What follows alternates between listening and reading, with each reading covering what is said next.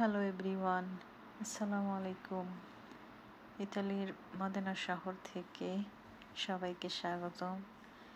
এখন ভোর 5টা বাজে। তো সকাল সকাল দেখতেই পারছেন বাসে উঠে গেছি। আমরা আজকে অনেকগুলো ফ্যামিলি মিলে ঘুরতে যাব দুইটা জায়গা, সেটা হচ্ছে সাফারি পার্ক এবং সমুদ্র সৈকতে। সেজন্যেই অনেক সকালবেলা আমরা বাসা থেকে বের হয়েছি। এটা হচ্ছে বাস স্ট্যান্ড, যেখান থেকে আমরা বাসে উঠব। খুব সুন্দর একটা দৃশ্য, পানি, ফোয়ারা। তো এখানে দাঁড়াই আমরা বাসের জন্য অপেক্ষা করতেছিলাম। ইতিমধ্যে অনেকগুলা ফ্যামিলি এসে গেছে, অনেকে আসতেছে। আমরাও সবাই অপেক্ষা করতেছিলাম। এই যে দেখতেই পারতেছেন অনেকেই আসছে। এটা হচ্ছে ফ্যামিলি ট্যুর। প্রত্যেক বছরই এরকম কয়েকজন ফ্যামিলি মিলে একটা বাস নিয়ে ট্যুরে যাওয়া হয় ইতালির বিভিন্ন জায়গায়। তো আমরাও আজকে সেই রকমই যাইতেছি। দেখতেই পারছেন বাসে উঠে গেছি। একবারে আমার হাজব্যান্ড সামনের সিটটা নিয়েছে আমাদের বসার জন্যে, কিন্তু এখানে বসাটা কতটা যে ঝামেলার, পা লম্বা করা যায় না। তো আমি বলতেছিলাম তাকে যে তুমি কেন এত সামনে সিট নিলা। যাই হোক, তো আমাদের বাসটা ছেড়ে দিয়েছে। আমরা এখন যাইতেছি সাফারি পার্কের দিকে। জানি না কত সময় লাগবে, কারণ আমি ওখানে এই প্রথম যাইতেছি। দেখতেই পারতেছেন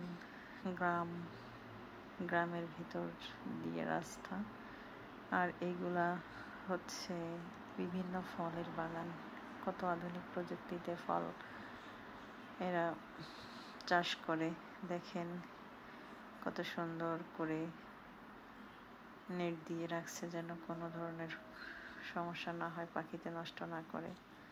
তো আমরা কিছুক্ষণ আসার পরে সকালের নাস্তা করার জন্য এখানে একটা তেল পাম্প এবং বাস স্ট্যান্ড, সেখানে দাঁড়িয়েছিলাম। তো আবার আমাদের নাস্তা শেষে বাসটা ছেড়ে দিল। চলে এসেছি সাফারি পার্কের ভিতরে। একটা জায়গায় আমাদের বাসটা দাঁড়াইলো। তো সবাই বাচ্চা কাচ্চা নিয়ে আস্তে আস্তে নামতেছে। অনেকের খাবার ছিল, বাচ্চাদের কারো ছিনা এগুলা ছিল। তো আমরা আস্তে আস্তে হেঁটে সাফারি পার্কের গেটের সামনে চলে আসছি। এখানে টিকিট নিবে যারা দায়িত্বে ছিল। এটা আমাদের একটা বাঙালি ভাইয়ের মেয়ে, সে আমার টুপিটা নিয়ে একটু মাথায় দিয়ে স্টাইল করতেছিল। তো এটা সাফারি পার্কের গেট। এই যে একটা ট্রেন, ছোট্ট এই ট্রেনের মধ্যে আমরা সবাই উঠবো। কিন্তু এখানে ইন্টারেস্টিং একটা বিষয় যে সাফারি পার্কে জীবজন্তু খাঁচার মধ্যে থাকে, মানুষ ঘুরে ঘুরে হেঁটে হেঁটে দেখে। কিন্তু এবার পরিবেশটা একটু ভিন্ন। আমরা সবাই থাকবো খাঁচার ভিতরে, আর জীবজন্তু থাকবে বাহিরে। ইতিমধ্যে আমরা ঢুকে গিয়েছি পার্কের ভিতরে। দেখতেই পাচ্ছেন হরিণ দাঁড়িয়ে আছে। সব জীবজন্তুগুলা এক একটা এরিয়া ভিত্তিক। এই যে উট পাখি, আমাদের গাড়িগুলা দেখে ওরা দৌড়ে আসতেছিল খাবারের জন্যে। অনেক ক্ষুধার্ত দেখে মনে হচ্ছিল সবগুলা জীবজন্তু। তো আমরা গিয়েছিলাম, এদিন অনেক গরম ছিল। আস্তে আস্তে আগাইতেছি। এই যে দেখেন হরিণের বাচ্চা আসছে। না, এটা হরিণের বাচ্চা না, এটা হ্যাঁ, এটা হরিণের বাচ্চাই। এটা বাচ্চা হরিণের জন্য শিং ওঠে নাই। তো দূরে আরো দেখা যাচ্ছিল অনেক ধরনের জীবজন্তু, যেটার নাম আমি জানি না। তবে অনেকটা গরু কোয়ালিটির, যে আফ্রিকার জঙ্গলে কিংবা ডিসকভারি চ্যানেলে আমরা যে গরুগুলা দেখতে পাই, ওই টাইপের গরু। এখানে সাফারি পার্কটা আসলে অত বড় না, তারপরেও আমাদের দেশের চিড়িয়াখানার থেকে অনেক সুন্দর। সেখানে অনেক ধরনের জীবজন্তু আছে। এই যে জিরাফ, তবে সব প্রাণীগুলো দেখে আমার মনে হচ্ছিল অনেক ক্ষুধার্ত, তবে আমি খুবই ঘৃণা পাচ্ছিলাম। এই যে গরুটা প্রচণ্ড গন্ধ, যখন খাঁচার কাছে আসে তার শরীর থেকে প্রচুর দুর্গন্ধ বেরোচ্ছিল। এই যে ডোরাকাটা এগুলো কি? গাধা?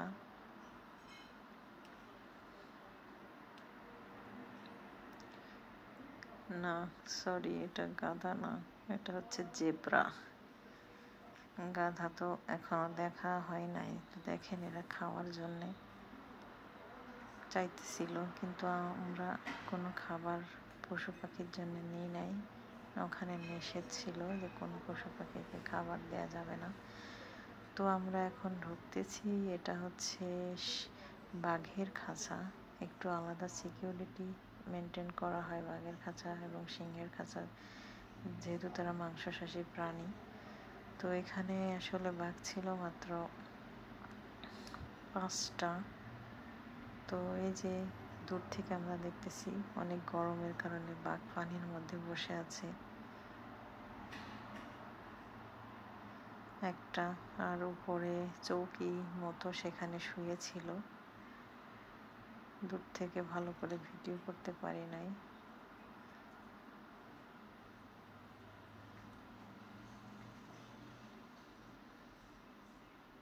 সবগুলো বাঘ মনে হচ্ছে ক্ষুধার্ত, এই জন্যে তারা ঘুমাইতেছিল।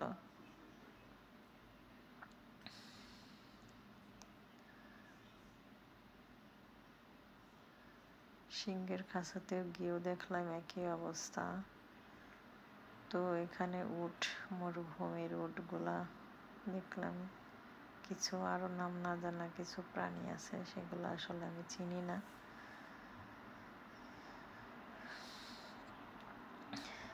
এখানে যে নীল গাই, যে প্রাণীটা বিলুপ্ত প্রায়, এটা দেখলাম অনেকগুলো এখানে ছিল। এই পার্কটাতে সরাসরি যারা গাড়ি নিয়ে আসে তারা গাড়ি নিয়েই ঢুকে পড়ে। আর ওইখানে দেখতেছিলাম উট পাখি। তো আমার কাছে এটা পরিদর্শন করে যেটা মনে হয়েছে যে পশু পাখিদের জন্য এই জায়গাটা অতটা পারফেক্ট করে নাই, চাইলে আরো সুন্দর করতে পারত।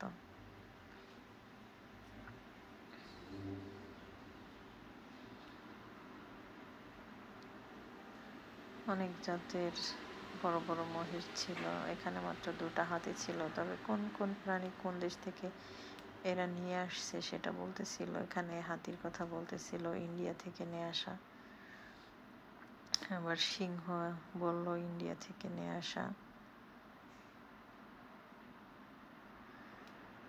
এখানে ছিল জলহস্তি।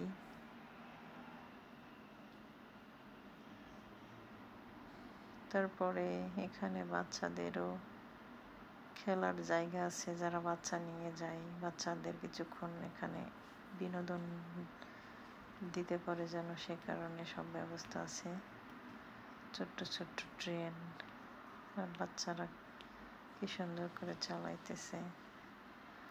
ইটালিয়ান বাচ্চা।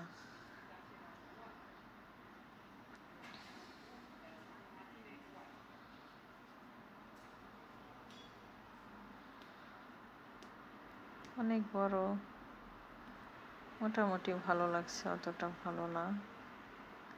তবে এখানে আর একটা, এই গেট দিয়ে ঢুকতে হবে, আরো অন্যান্য ছোট ছোট প্রাণী গুলা আছে এর ভিতরে।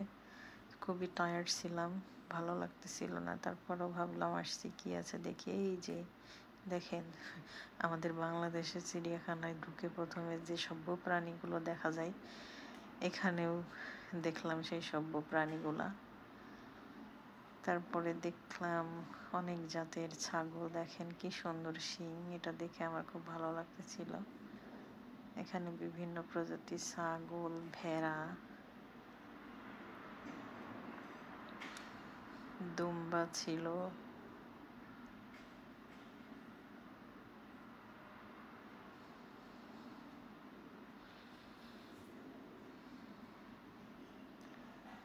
এই যে একটা উন্নত জাতের ছাগল,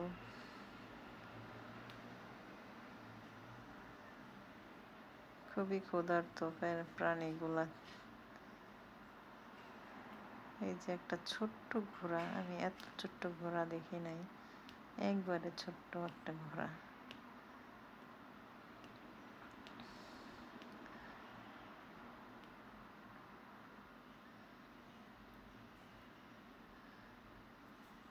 কোন মানুষের মতো কি জানি প্রাণী, ওটার নামটা ভুলে গেছে। আর এখানে খুবই হাসি পাইতেছিল যে আমাদের দেশের ছাগল। আর এখানে হচ্ছে সংরক্ষণ করে রাখা যত ধরনের জীবজন্তু মারা গেছে তাদের কে কাচের ভিতরে সংরক্ষণ করে রাখছে মেডিসিন দিয়ে। দেখে মনে হচ্ছে একবারেই সত্যি। তো এখানে একটা জিনিস দেখছিলাম একটু আনকমন,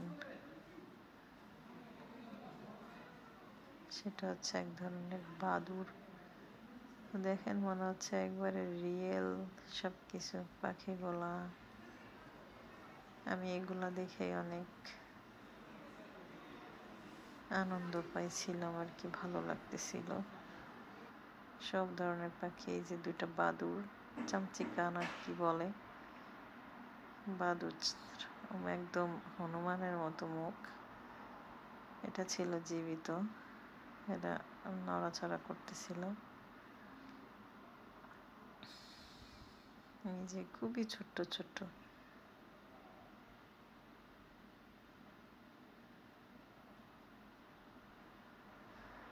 কত বড় বড় বক, সবই মৃত এগুলা।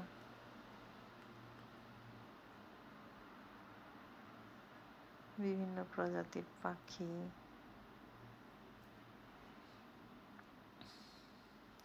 আমাদের দেশের দোয়েল পাখিও দেখলাম। আমাদের দেশের অনেক চেনা পাখি এখানে দেখলাম। এগুলা হচ্ছে বেজি, বনবিড়াল, শিয়াল, মনে হচ্ছে একবারে বাস্তব বসে আছে।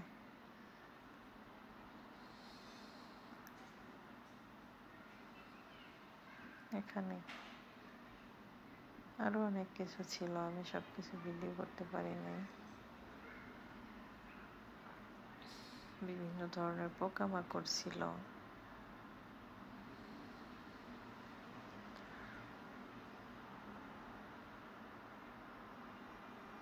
এগুলোর মধ্যে ছিল যে বিভিন্ন ধরনের পোকা,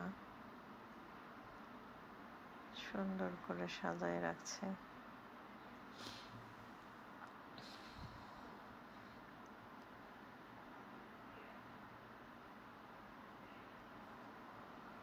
ছোট্ট ছোট্ট পাখি।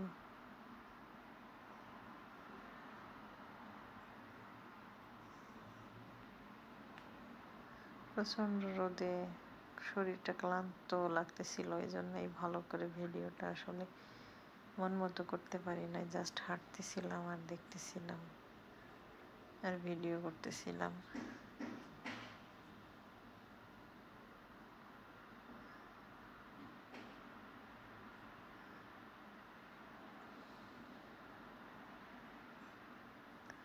এখানে ছিল একটা সাপ, খুবই আরামে ঘুমাচ্ছে।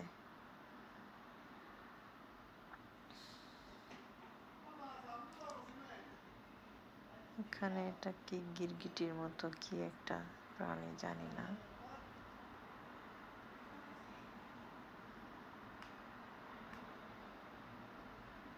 এখানের ভিতরে ছিল সাপ। আসলে আমি লতা পাতার জন্য খুব খুব একটা ভালো দেখতে পাই নাই। এখানে ছিল ছোট্ট একটা কুমির।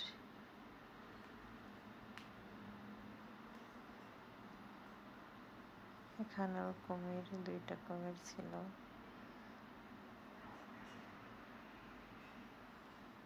এখানে কচ্ছপ ছিল।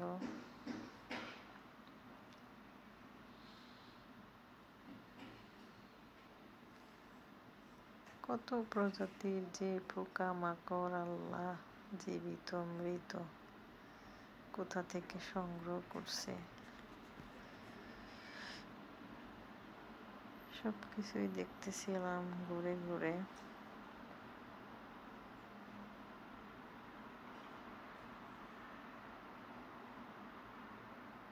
এরা এমন ভাবে ডেকোরেশন করছে যে জীবজন্তু পোকামাকড় মনে করবে যে তারা জঙ্গলেই আছে।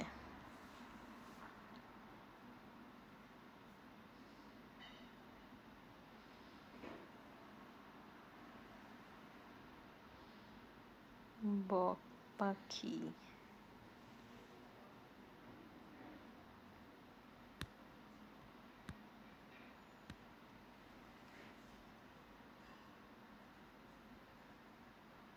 বিভিন্ন প্রজাতির মুরগি, মুরগির বাচ্চা, পাখি, অনেক মৃত প্রাণীর হাড় গোড় এখানে ছিল।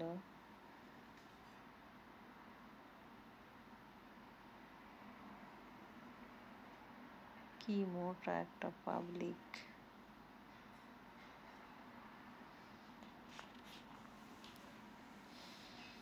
এই মোটু তুই সর।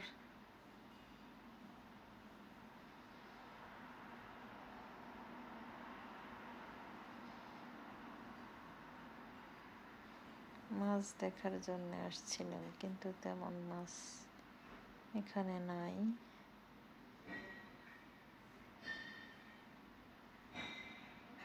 দুই একটা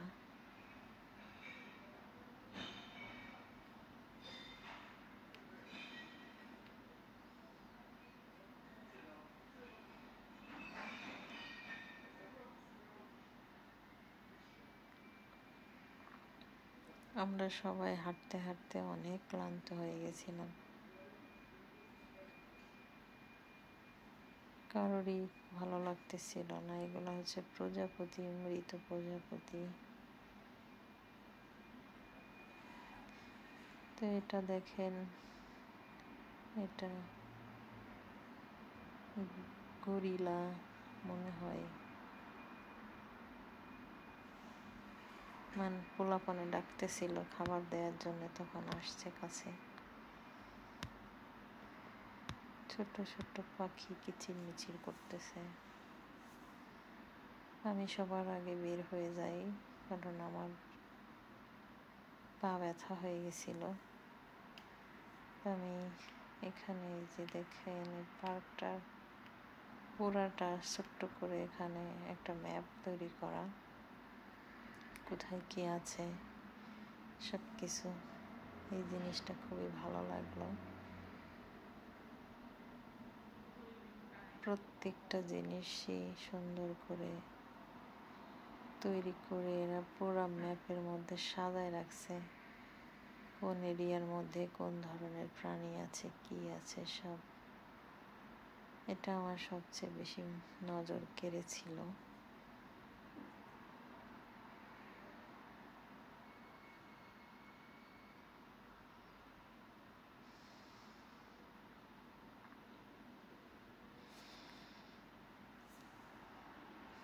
তো আমরা এখানে থেকে সবাই রওনা দিচ্ছিলাম। আমাদের এখন সবাই এখানে হেঁটে হেঁটে গরমে ঘেমে গেছে। আমাদের বাস আবার আমাদেরকে নিয়ে যাচ্ছিল সমুদ্র সৈকতের কাছে। তো ওখান থেকে আমরা প্রায় 1 ঘন্টার জার্নি করে যে সমুদ্র এরিয়াতে আসছি। এখানে অনেক অনেক টুরিস্ট এসেছে। এগুলা সবই হোটেল। এটা আগে থেকে বুক করে আসতে হয়, কিন্তু আমরা থাকবো না, এই জন্য আমরা সরাসরি বাস নিয়ে আসছি। তো এখানে এত লোকজন ছিল যে গাড়ির পার্কিংয়ের জায়গা পাচ্ছিল না ড্রাইভারটা।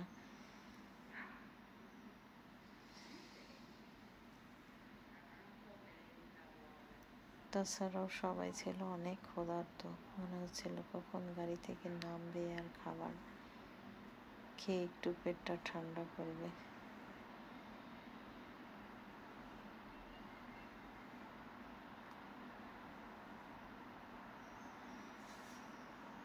অনেক সুন্দর পরিষ্কার পরিচ্ছন্ন ছবির মতো সব কিছু এখানকার পরিবেশটা।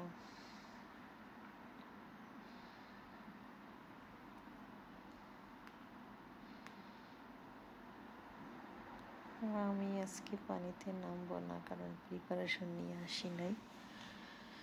তো আমার হাজবেন্ড, সে তো গোসল করার জন্য লাফালাফি করতেছে, কখন সে সমুদ্রে যাবে, গোসল করবে। তো অলরেডি আমাদের বাস একটা জায়গা পেয়েছে, আমরাও নেমে যাইতেছি। দুই এক ফোঁটা বৃষ্টি পড়তেছিল, হঠাৎ করে সবাই টেনশনে ছিল যে না জানি বৃষ্টি হলে ভিজে যাব কিনা, কারণ আমরা তো পার্কের মধ্যে বসে খাওয়া দাওয়া করব।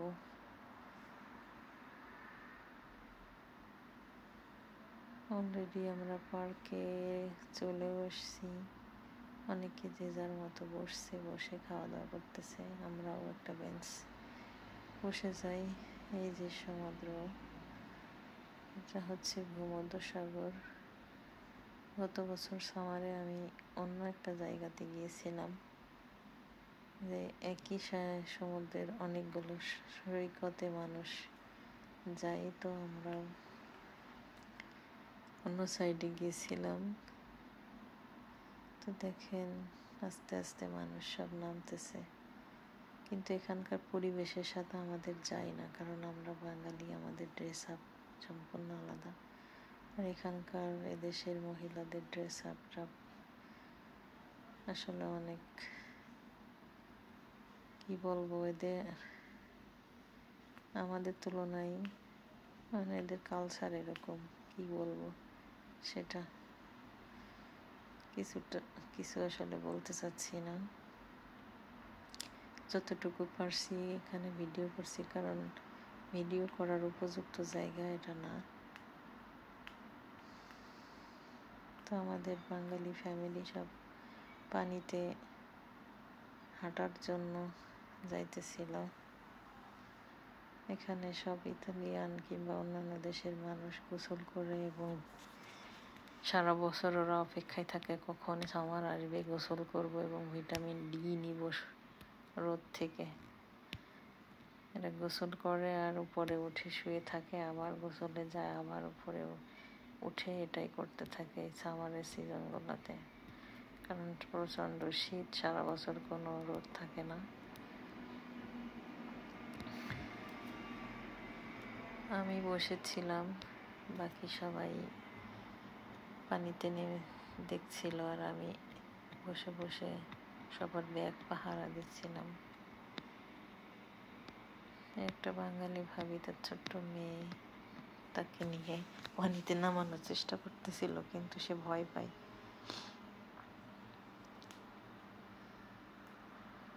দেখেন এটা ছিল দুপুরবেলায়, জন্য একটু টুরিস্ট কম ছিল। আস্তে আস্তে লোকজন বাড়তে শুরু করছিল।